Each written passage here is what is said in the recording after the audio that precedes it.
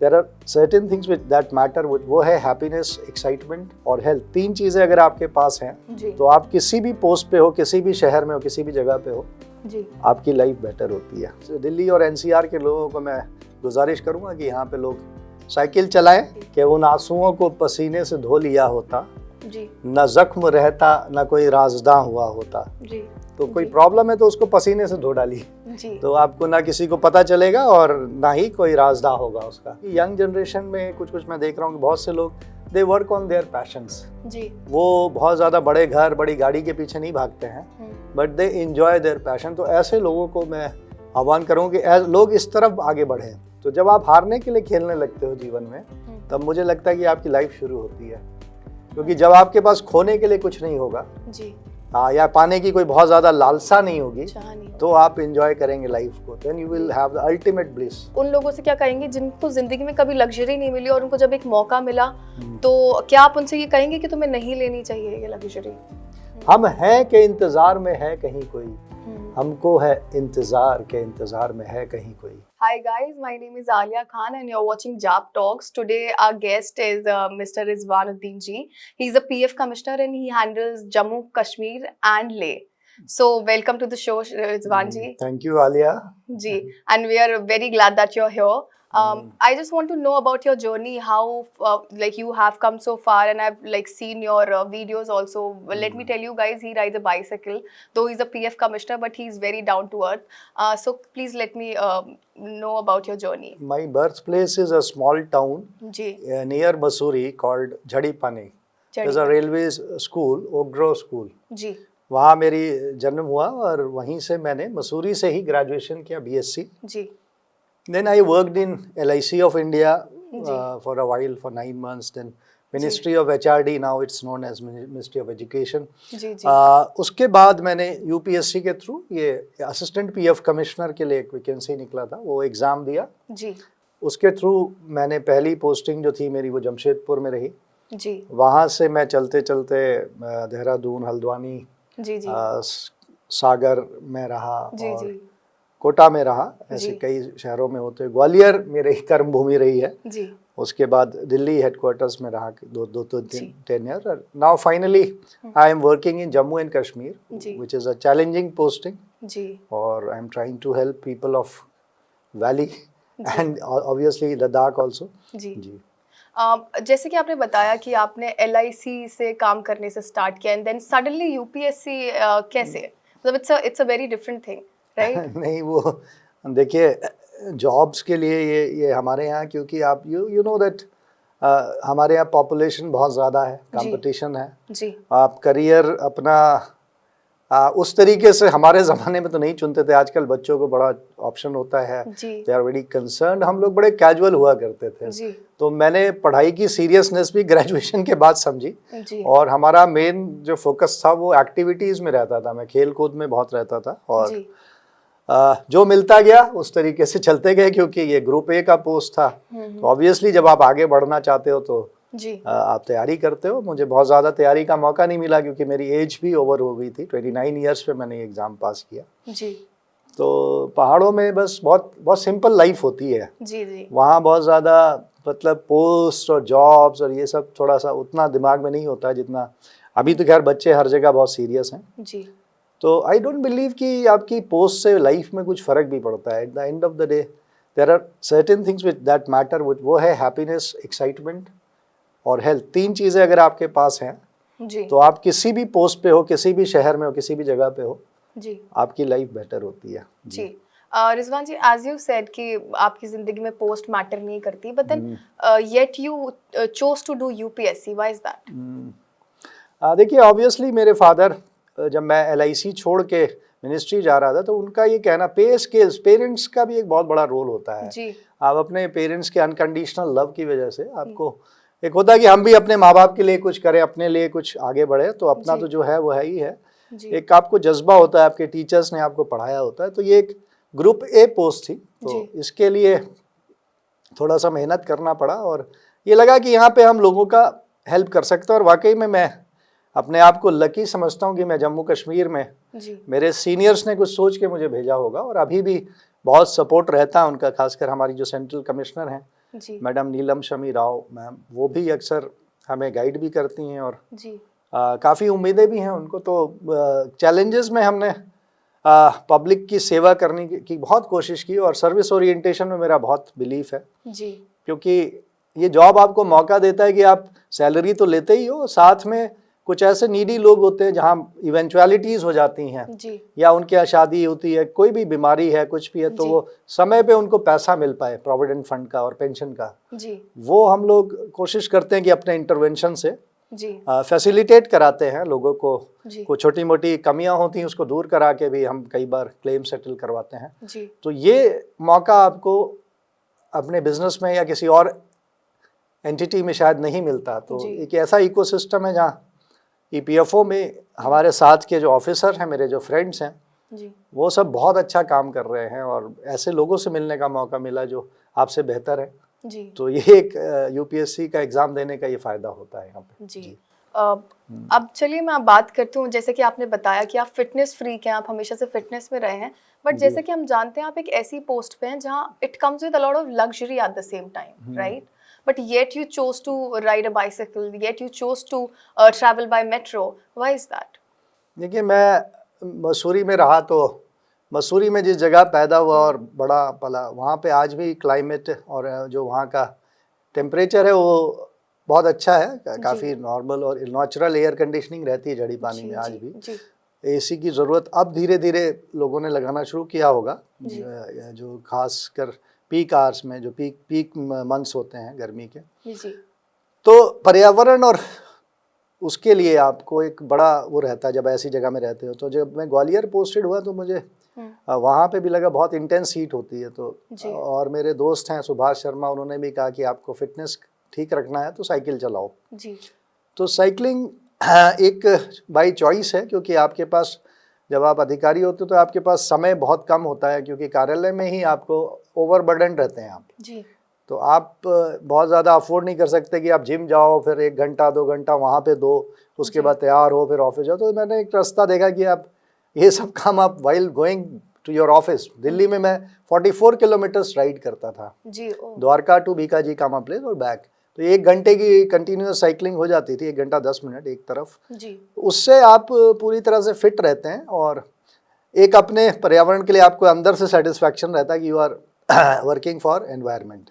जैसे कि हम देखते हैं दिल्ली में पोल्यूशन भी बहुत ज़्यादा बढ़ता जा रहा है और हर किसी के पास आजकल गाड़ियां हैं और हर कोई चाहता है कि हम आसानी से जगहों पे पहुंच जाए with obviously with comfort, but yet you chose to ride bicycle. आपने पसीना बहाना ज़्यादा महत्वपूर्ण समझा इससे पहले। हाँ जी, क्योंकि साइकिल से देखिए आज के समय में रोड्स पे कई बार अभी बहुत जाम हो जाता है, ट्रैफिक जैम होता है, तो लोग अपने गंतव्य पे लगभग उसी टाइम में साइकिल से भी पहुंच सकते हैं। मैं अभी देख रहा था कि साउथ एक्स में इतनी भीड़ थी, गाड़ियां सब खड़ी हो गई थी एक लाइन पे। तो एक लड़का आया वहां से साइकिल से, वो अपना पतले से रास्ते से निकलता हुआ आगे चला गया। तो ये आपको शायद आने वाले वक्त में खुद हमारे दिल्ली वासियों को, तो मैं दिल्ली और एनसीआर के लोगों को मैं गुजारिश करूँगा कि यहाँ पे लोग साइकिल चलाएँ, ताकि आपका हेल्थ भी ठीक रहे और आपका पर्यावरण, क्योंकि अगर आप नहीं सुधारेंगे पर्यावरण को तो ये टिपिंग पॉइंट, जिसको आज राष्ट्रपति महोदय ने भी ट्वीट किया है कि पर्यावरण के लिए हमको बहुत कुछ करना होगा, क्योंकि बहुत ज़्यादा लेवल हो गया, AQI लेवल बहुत ख़राब होता जा रहा है। और आने वाली जनरेशन के लिए हम कोई बहुत अच्छा पर्यावरण छोड़ के नहीं जा रहे हैं हम लोग। ये वक्त जो है, अगर नहीं वक्त रहते नहीं सुधार हुआ तो बहुत दिक्कत होगी और लोग बीमारियों से भी ग्रस्त होंगे, परेशानियां भी होंगी और क्वालिटी ऑफ लाइफ आपकी बहुत घट जाएगी। जी।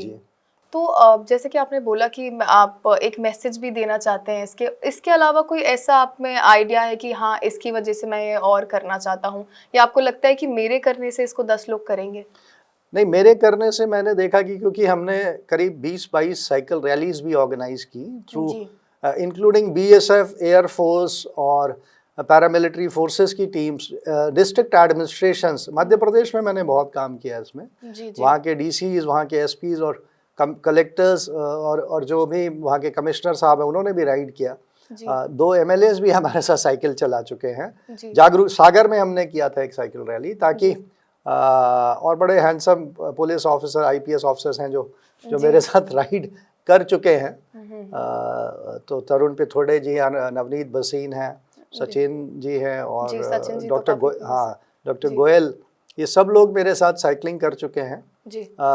ये इसलिए क्योंकि आपको पर्यावरण के प्रति तो बहुत जागरूक रहना चाहिए जी। और ये लोग जब आगे आए तो इसका मतलब एक बड़ा कॉज है और इवन एयरफोर्स की इन्फ्लुएंस ज्यादा होता है सोसाइटी पे। हाँ, और अभी मैं देख रहा हूँ कि जो लोग हमारे साथ साइकिल शुरू किए थे जी, आज वो मुझसे भी बहुत अच्छा साइकिल चला रहे हैं जी।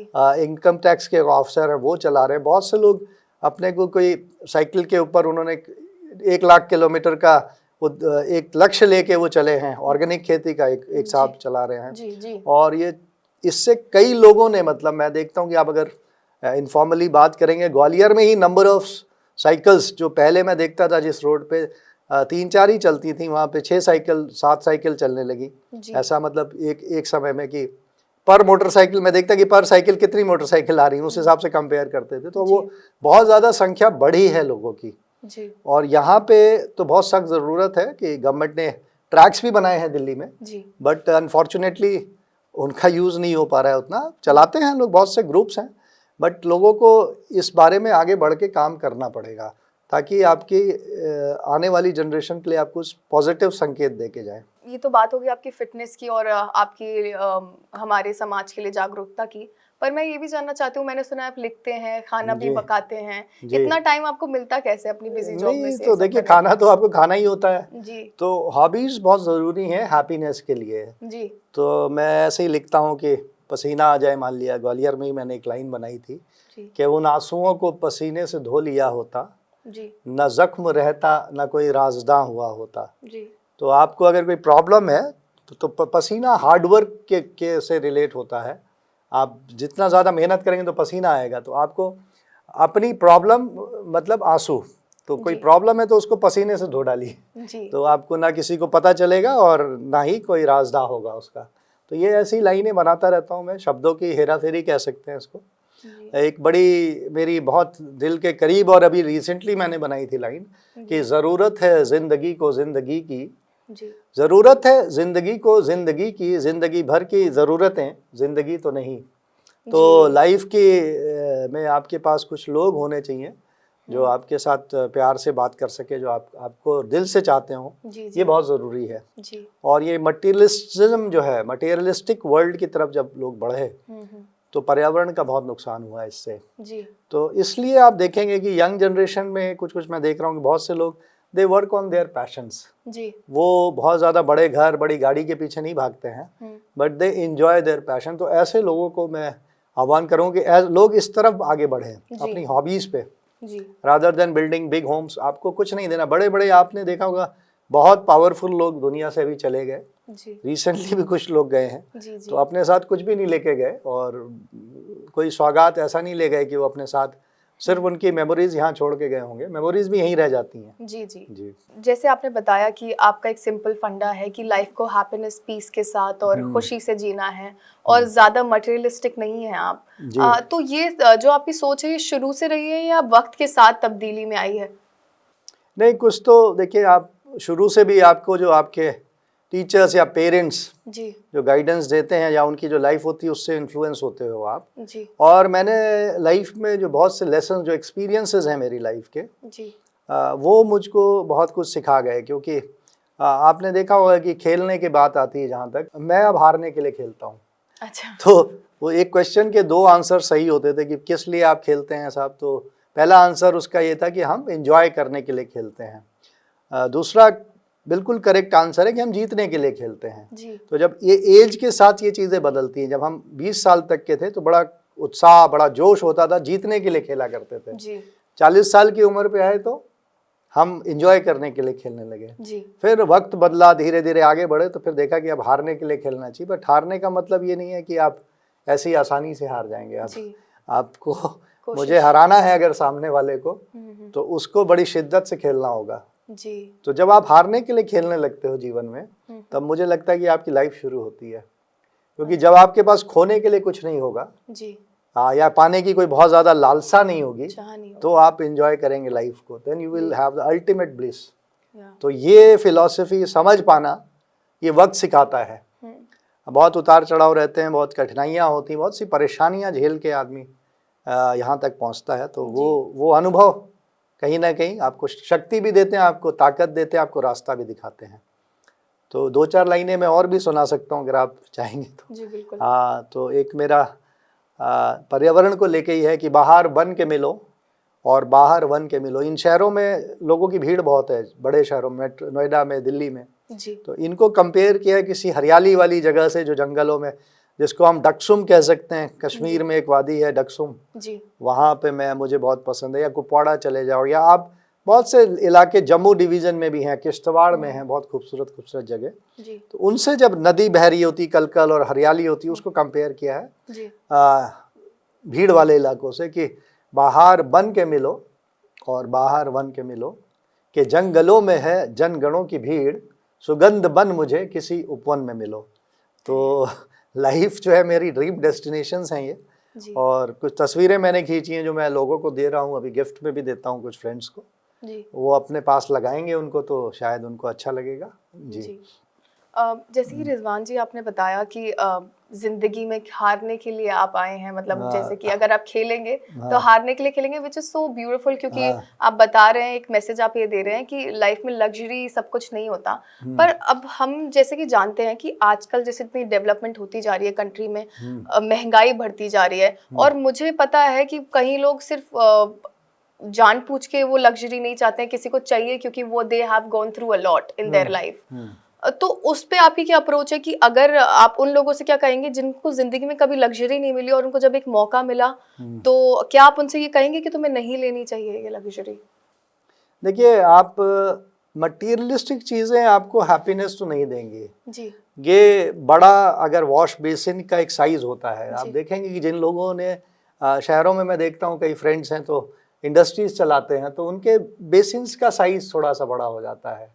थोड़ा वॉशरूम में क्वालिटी ऑफ टाइल्स से एक बढ़ जाती है, आपके रूम्स की डेकोर अच्छा हो जाता है, आप लोग बहुत अच्छे से वेल डेकोर आपके रूम्स होते हैं। लेकिन जब खाने की बात आती है तो आप देखो कि मैं एक बार उज्जैन में पैदल चल रहा था, तो फुटपाथ पे कुछ लोग रोटी बना रहे थे, और एकदम परफेक्ट शेप उस रोटी का जो मैंने देखा, और उसका कुकिंग टेम्परेचर बहुत ध्यान से मैंने देखा, वो रोटी इतनी परफेक्टली बन रही थी। तो कई बार मैं देखता हूँ शहरों में लोग आजकल इतने मसरूफ़ हैं कि उनको खाना मिलता नहीं है टाइम से, या मिलता है तो काम वालियाँ जिस स्पीड से रोटी बनाती हैं, तो माँ के हाथ की रोटी वो आपको, या आपकी वाइफ के हाथ की रोटी, या बहन के हाथ की रोटी जी, वो एक बहुत बड़ी एक चीज़ हो गई है जी, बहुत इम्पोर्टेंट विलेज लाइफ जी। अब हमारे यहाँ लोग कहते हैं कि गांव जो है शहर जैसा हो गया, वो बात नहीं। विलेज का ओरिजिनल विलेज होना जी, ये अपने आप में बहुत बड़ी चीज़ थी। उसी मौजू पे याद को लेके मैंने, इंतज़ार को लेके, सॉरी, पुराने ज़माने में जब लोग वेट करते थे, 40 साल पहले लोग आपका वेट किया करते थे रेलवे स्टेशन पे आके। आज लोगों के पास बड़ी बड़ी गाड़ियां हैं, लेकिन वो स्टेशन नहीं आ पाते, या आते हैं तो बहुत मतलब कैजुअल वे में वो चलता है कि सुबह 4 बजे उठ के आपके लिए निकलना और स्टेशन पे 6 बजे से वेट करना, जबकि ट्रेन 7:30 बजे आएगी। तो 1.5 घंटे का वेट वो करते थे आपका। उस पे एक लाइन है कि हम हैं के इंतजार में है कहीं कोई, हम हैं का मतलब हम जीवित हैं, जिंदा हैं। हम हैं के इंतजार में है कहीं कोई, हमको है इंतजार के इंतजार में है कहीं कोई। तो ये मेरी 40 साल की जर्नी के ऊपर एक लाइन है जी। और एक लाइन कुछ ऐसे लोगों से जो बहुत प्यार से मिलते हैं उनके लिए, कि बड़ी मुद्दत से मिलते हैं जो मोहब्बत से मिलते हैं, और बड़ी शिद्दत से मिलते हैं जो मोहब्बत से मिलते हैं जी। तो ये मेरी लाइनें हैं जी। काफी लिखने का शौक है आपको, लगता है जी। आप मैं ये और जानना चाहूंगी, चलिए तो आपकी पर्सनल लाइफ के बारे में बात हो गई, आपकी पूरी जर्नी हमने अभी तक जानी, कैसे आप इस फील्ड में आए, और क्या आपका एक आइडियोलॉजी और नोशन है लाइफ के प्रति, और कैसे एक बड़ी पोस्ट पे होने के बाद भी आप बहुत डाउन टू अर्थ अपने आप को रखना पसंद करते हैं। पर मैं ये भी जानना चाहूंगी, let's come to the point, let's come to your professional life at the same time. I want to know कि जैसे आपने ग्वालियर में काम करा है, इतने छोटे छोटे शहरों में काम करने के बाद फिर आप जम्मू कश्मीर शिफ्ट हुए, जहाँ की ये पहले था ही नहीं, 370 हटने के बाद जब ये आया 2019 में, तो चैलेंजिंग था ये आपके लिए वहाँ पे? मेरे लिए बहुत ज़्यादा चैलेंजिंग यूँ था कि मेरे से पहले मेरे एक साथी थे, प्रशांत जी, वहाँ रहे, और उन्होंने एक फाउंडेशन वहाँ पे डाली, और जो डिसेमिनेशन ऑफ इंफॉर्मेशन या कम्युनिकेशन था। इनिशियली चालान भरवाना, पीएफ का रेमिटेंस करवाने का काम उन्होंने बाकायदा बखूबी किया। मार्केटिंग और लोगों को, जो मार्केटिंग तो नहीं कहेंगे, अवेयरनेस के बहुत ज़्यादा काम किए उन्होंने। मेरे लिए वो चैलेंज इसलिए रहा क्योंकि उसी टाइम जैसे ही मैं पहुंचा, मैं 13 जुलाई 2021 को मैंने ज्वाइन किया।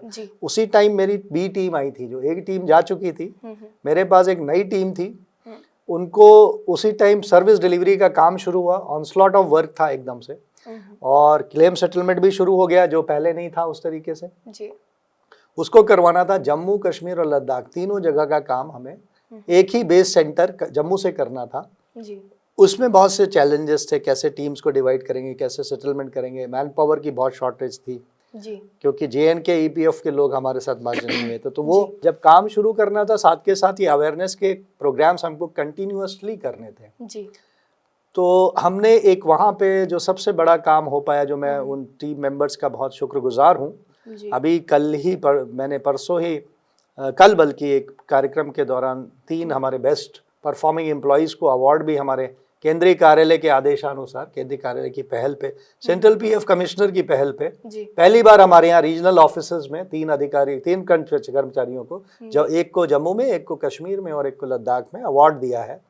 ये लोग हमारे 6:20 पे भी पहला आदमी आके ऑफिस में काम शुरू कर दे। तो हमने फ्लेक्सी आवर्स, बहुत कम जगहों पे सरकारी महकमों में काम होता होगा जो फ्लेक्सी आवर्स में, ये जम्मू में हमने स्टैब्लिश किया, उसको कंसिस्टेंटली मतलब चलाए रखा। वो एक तरह से स्टेबलाइज हो गया working in flexi hours, because हमारा कंप्यूटर सिस्टम सुबह में बहुत तेज चलता है, बहुत फास्ट होता है, क्योंकि बाकी ऑफिस में काम नहीं हो रहा होता। तो ये वो वॉलंटियर्स हैं जिसमें संजीव कुमार, चिरंजीव लाल जी और एक धर्मेंद्र, 3 लड़कों को हमने अवार्ड दिया उसमें। और भी हमारे साथी हैं उसमें, जो सुबह में रवि कुमार नाम है उनका, सुभाष शर्मा हैं, सचिन भारद्वाज और अरुण, ऐसे लड़के, ये लड़के ऐसे थे जिन्होंने, और कुछ अकाउंट्स ऑफिसर भी हमारे सुबह आने लगे थे। तो ये काम उन्होंने किया। वो अब एक लगातार 2 साल 1/3 ऑफ स्ट्रेंथ पे हमने काम किया वहाँ पे। अब मेरे लिए ये बहुत चैलेंजिंग था कि काम भी मैं चलता रहे और हम अवेयरनेस भी कराते रहें और जो डिफ़ॉल्ट्स हैं उसको भी मैनेज करें। तो डिफ़ॉल्ट्स के लिए हमने एक आउटसोर्स टीम जो हमारी है, उन लोगों को कंसिस्टेंट फॉलोअप पे परसुएशन में लगाया। और आप बिलीव करेंगे कि हमारा अकाउंट 2 होता है कि एडमिनिस्ट्रेटिव अकाउंट, जिसकी कंसिस्टेंटली इम्प्रूवमेंट हुआ 2 साल के अंदर में 24-25% का ग्रोथ है पिछले 2 सालों में उससे। हाँ, और in comparison to previous year more than 10%, almost 10% का ग्रोथ, जबकि पिछले साल हमने बहुत ज़्यादा बढ़ा लिया था उसको, उसके बावजूद बढ़ाया गया। तो ये एक अचीवमेंट रहा। और दूसरा, हमारे उस ऑफिस को 3 अवार्ड्स मिले इस दौरान। एक हमारा नॉमिनेशन के लिए जम्मू ऑफिस को, जम्मू को मिला, जोन को। दूसरा पिछले साल हमें मिला था बेस्ट परफॉर्मिंग रिमोट ऑफिस का अवार्ड। और इस साल जो हम अवेयरनेस करते हैं निधि आपके निकट, जो मैंने मैक्सिमम ज़िलों में मैं खुद पर्सनली गया हूँ, लेह से लेकर कारगिल में और किश्तवाड़ और कुपवाड़ा जैसी जगहों में, और बहुत दूर दूर इलाकों में, पुंछ में, राजौरी में, सभी इलाकों में हमने अवेयरनेस किया और लोगों का सहयोग लिया। और बहुत सी लोगों के इश्यूज जो है रिजॉल्व किए ऑन द स्पॉट। और तीसरा जो बड़ा काम मैं कर पाया वहाँ पे, क्योंकि मैं देर तक बैठता हूँ ऑफिस में, तो पीछे मैंने लगभग 6 महीने में रिटर्न रिजेक्शन रेशियो को काफ़ी हमने कम किया, जो कि हमारे केंद्रीय आयुक्त का भी बहुत उसमें ध्यान है, उन्होंने भी इसको कम कराने पे ध्यान दिया। और सर्विस डिलीवरी पे भी काम किया कि हम लगातार जो लोगों के शॉर्टकमिंग्स हैं उनको व्हाट्सएप पे, टेक्नोलॉजी का बहुत ज़्यादा यूज़ करते हैं हम वहाँ पे, तो व्हाट्सएप पे कम्युनिकेशन होता है लगातार, कंसिस्टेंटली हम उसको देखते रहते हैं। और व्हाट्सएप पे डॉक्यूमेंट्स भी मंगा के हम बहुत से काम करते हैं लोगों को। तो ये एक इनोवेशन है जो JNK में किया गया। हालांकि बहुत सी कमियां भी हो सकती हैं, लेकिन स्टिल एक एफर्ट रहा जो मुझे लगता है कि अब तक के मेरे जॉब का सबसे सेटिस्फाइंग जो टेन्योर रहा, जो सबसे चैलेंजिंग रहा, सबसे डिफ़िकल्ट भी रहा। मेरी हेल्थ पे भी उसका कुछ असर पड़ा कि मैं साइकिलिंग मेरी काफ़ी कम हो गई। Even at times I had to be in office. रात को मैं कई बार महीने में सिर्फ 3 दिन घर गया हूँ, ऐसा भी वहाँ पे रहा। लेकिन ठीक है, कुछ लोग ऐसे हैं, कुछ वॉलंटियर्स को मैं सलाम करूँगा। मुकेश कुमार भी उसमें एक शामिल हैं इन लोगों के अलावा, और राजशेखर हैं हमारे, संजीव कुमार एक अच्छे अकाउंट्स अफसर हैं हमारे, बाकी जगप्रीत जी उन सभी लोग काम कर रहे हैं जी। तो इन सब साथियों की वजह से उस कार्यालय में हम काफ़ी काम कर पाए। कुछ नाम हो सकता मैं अभी जहन में नहीं आ रहे हूँ, लेकिन everybody has done good work. तो और अप्रिशिएशन भी मिलता है हमें केंद्रीय कार्यालय से। तो मैं कोशिश करूंगा कि मैं आगे भी मोटिवेट कर पाऊँ लोगों को, क्योंकि आप जब टीम बिल्डिंग करते हैं तो it is the most challenging work. Team बना पाना बहुत मुश्किल होता है, खासकर जब ऐसा सिनेरियो हो कि आपके पास अपनी टीम के मेंबर्स को चुनने का आपको अधिकार ना हो। टीम जो है वो बाहर से आती है, उसको दूसरा मतलब हमारा हेडक्वार्टर्स तय करता है, वहाँ पे आपको चुनने का मौका नहीं होता। जो भी लोग जिस एटीट्यूड के, तो कई लोग ऐसे भी आ जाते हैं उसमें जो थोड़ा सा एटीट्यूडली उनका सही नहीं होता है, तो वो लोग थोड़ा सा नेगेटिव काम भी करते हैं। उसके बावजूद अगर आप काम करा पाते हैं तो मैं उसके लिए उन लोगों का बहुत बहुत शुक्रगुजार हूँ जिन्होंने लगातार कार्यालय के हित में काम किया और जम्मू कश्मीर के लोगों को एक सेवा का मौका दिया। मैं चाहूँगा कि आप जाके वहाँ सर्वे करें, मीडिया का के थ्रू ऑडिट करें, पब्लिक ऑडिट कराएं। किसी भी कार्यालय का अगर आपको कार्य की क्वालिटी या गुणवत्ता जाननी हो या उसकी कमियां भी देखनी हो तो वो जनता का डायरेक्ट इंटरव्यू करके आप कर सकते हैं। जी। आप जनता की बात करें, जैसे कश्मीर में जैसे ये 2019 से लागू हुआ, जैसे कि हम सब जानते हैं, अवेयरनेस लोगों में बहुत कम थी इस चीज की जी। तो वो जैसे कि आपने बोला हमने अवेयरनेस बढ़ाने में भी बहुत काम किया है, तो क्या आपको लगता है कि आप उसमें सक्षम हो पाए हैं? पूरी तरह ना भी हो, लेकिन काफ़ी हद तक इसलिए सफल हुए क्योंकि वहाँ मीडिया ने हमें बहुत सपोर्ट किया। जितने भी न्यूज़पेपर्स हैं, टीवी चैनल्स हैं, रेडियो हैं, इवन प्राइवेट जो सोशल मीडिया चैनल्स हैं वो काफ़ी सपोर्टिव हैं। और रिमोट एरियाज़ के लिए खासकर, जैसे कुपवाड़ा में जो हमारा प्रोग्राम होना था उससे एक रात पहले वहाँ के जो लोकल चैनल्स थे उन्होंने उसको एयर किया प्रोग्राम के बारे में। तो ओवरवेलमिंग में जब वहाँ पे भीड़ आ गई थी, करीब हॉल जो था उसकी कैपेसिटी 250 लोगों की रही होगी और वहाँ लगभग 300 साढ़े 300 लोग आ गए। तो कुछ लोगों को खड़े होके भी सुनना पड़ा और थोड़ा सा वो जैसे ही नाराज सा होने लगे लोग, तो मैंने जब माइक लिया तो बातें मैंने उनको शुरू की, प्रोविडेंट फंड पीएफ के बेनिफिट्स बताना शुरू किया। तो वो लगातार फ्लो में बात होती रही और लोग खड़े रहे और सुनते रहे और उन्होंने उसको अप्रिशिएट किया। और वहाँ एक मुझे याद है एक डेथ केस का ऑन द स्पॉट हमने कोशिश किया कि जो काम नहीं हो पाया था, एक बच्ची थी उसके फादर की डेथ हो गई थी, वो केस विद इन 3 डेज फिर हमने रिजॉल्व भी किया। और पर्सनल भी मैं तो तैयार था कि अगर कागज़ नहीं मिलेगा, तो ऑफिस में कुछ इशू था कि कागज़ नहीं मिल रहा है, फाइनली वो मिला, पेपर आया हुआ था हमारे ऑफिस में।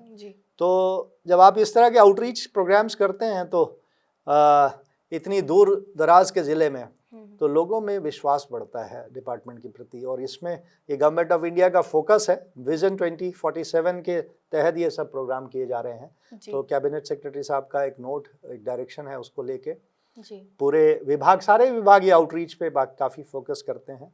और हमें जो वहाँ के डीसी साहब हैं, जितने भी डीसीज हैं और डिविजनल कमिश्नर जम्मू का, मैं खासकर शुक्रगुजार हूँ कि उन्होंने एक पत्र भेज के सारे डीसीज को डायरेक्ट किया कि ये आप ईपीएफओ के प्रोग्राम्स जहाँ भी करने, और उनका बहुत भरपूर सहयोग मिला।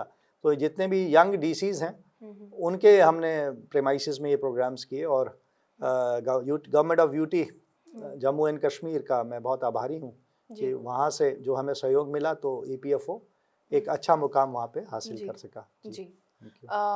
रिजवान जी, मुझे काफ़ी खुशी हुई आपकी जर्नी जान के, कैसे आपने एक छोटे से शहर से निकल के इतने बड़ा मुकाम हासिल किया। और आपने बताया कि आपका जो ज़िंदगी जीने का तरीका है वो भी काफ़ी डिफरेंट है जब हम आम लोगों को देखते हैं। इवन अगर मैं बात करूं, जो लोग ज़िंदगी में इतने बड़े मुकामों पे भी नहीं है, वो भी चाहते हैं कि वो अपनी ज़िंदगी बहुत शान व शौकत से जिएं, पर आपका मुकाम भी अच्छा है और उसके बाद भी आप चाहते हैं कि आप डाउन टू अर्थ रहें।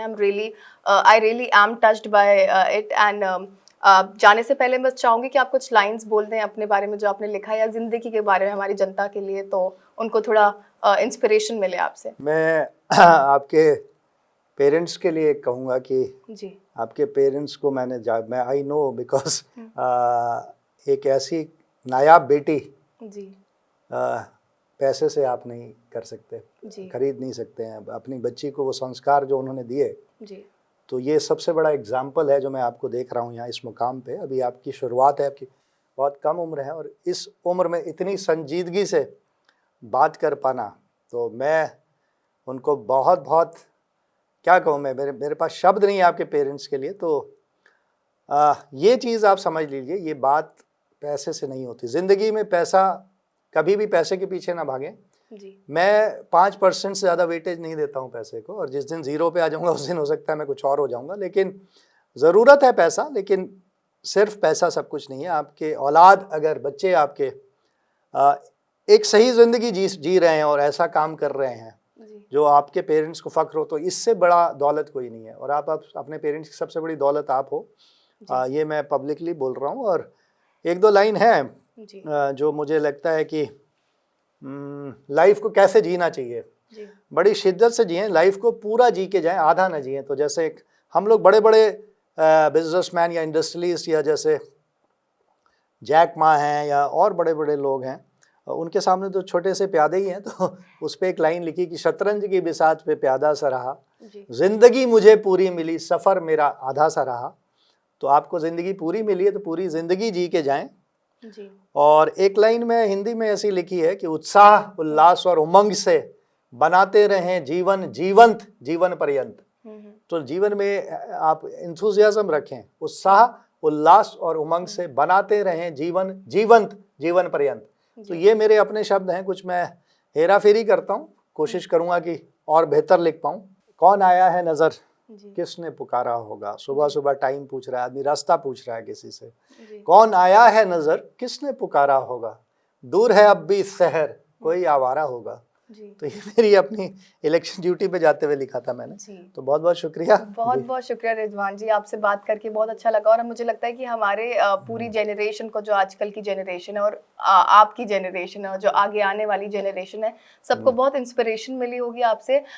You are such a big name and yet you are very down to earth and we are very inspired by you. So guys, to see such talks like such people, keep watching JAP Media, and yes, don't forget to follow us.